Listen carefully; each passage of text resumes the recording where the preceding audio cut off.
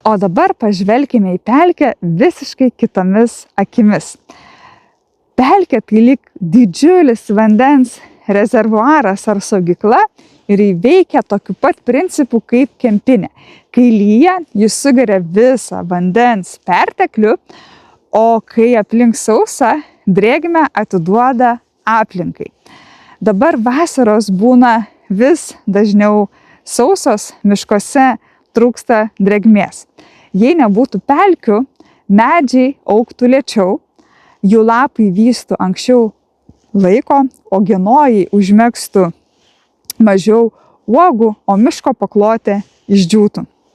Be pakankamos drėgmės ir medžiai silpnėtų, jos lengviau pažeistų ligos ir kenkėjai. Pelkėje sukaupta drėgmė palaipsniui maitina visus aplinkinius miškus, todėl net ir per sausras čia augalai išlieka žali, o upeliai nenusenka.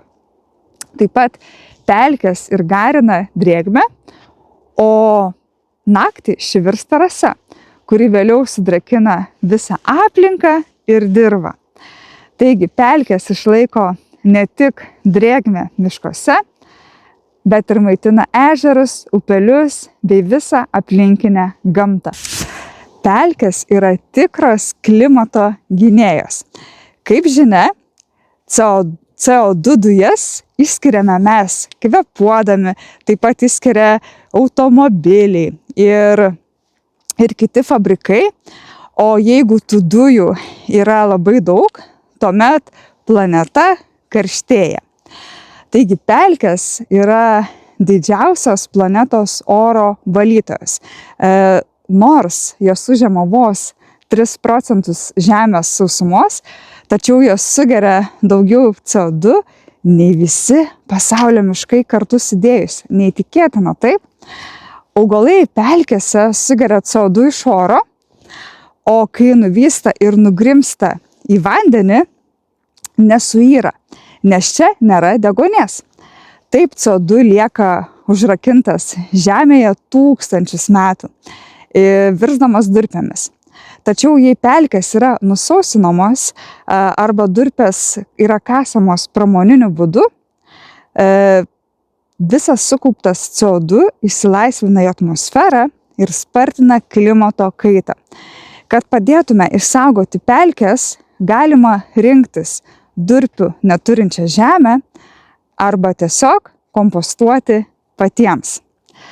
Taip pat pelkės veikia kaip nuostabus vandens filtras, jis valo upes. Jos sulaiko visus teršalus ir pašalina dumblių augimą skatinančias medžiagas ir palaiko taip švarų vandenį upėse bei ežeruose.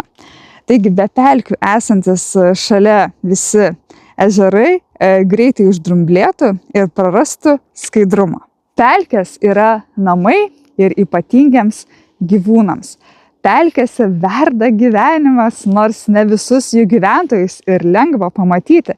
Čia peri gervės, tetervinai rengia tuoktuves, net augalai čia yra ypatingi. Saulašaras minta vabzdžiais, mėgsta ir angis pasišildyti ir jos čia būtent gyvena. Jei pelkės išnyktų, šie reti gyvūnai ir augalai prarastų savo namus. Pelkės žmonėms yra svarbios jau nuo senų laikų. Kiminai naudoti žaizdoms gydyti, o durpės kaip kuras. Ir dabar daugelis šalių atkuria pelkės, nes suprato, kad jos yra tikras gamtos gyvybės šaltinis. Taigi, apibendrintai galime sakyti, kad pelkės reguliuoja klimatą, saugo vandenį ir valo orą. Be jų turėtume daug daugiau taršos, išsausėjusių miškų ir išnykusių gyvūnų. Ir dabar kviečiu pažvelgti pelkę visiškai kitomis akimis. Tai yra tikras gamtos stebuklas.